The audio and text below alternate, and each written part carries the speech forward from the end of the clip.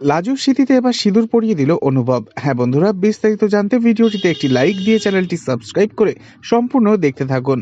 অনুভব এবং বনলতার বিয়ে নিয়ে বাড়ির সকলে মেতে উঠলে অনুভবের মন পড়ে থাকে শুধু লাজুর দিকেই। বিয়ের দিন অনুভব লাজুর সাথে চুপি চুপি দেখা করে। তখন লাজু রেগে যায় আর বলে, তুমি এখানে কেন এসেছো?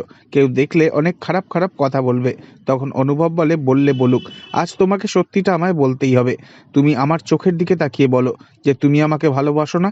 তখন লাজু অনুভবের চোখের দিকে না তাকিয়ে বলে ওঠে, না, বাসি না। তখন অনুভব বলে, তুমি তোমার শীতের সিঁদুর ছুঁয়ে বলো তো দেখি। তখন লাজু মিথ্যে কথা বলতেও পারে না। তখন অনুভব বলে, আমি আমার উত্তর পেয়ে গেছি। এই কথা শুনে লাজু তাকিয়ে থাকে অনুভবের মুখের দিকে।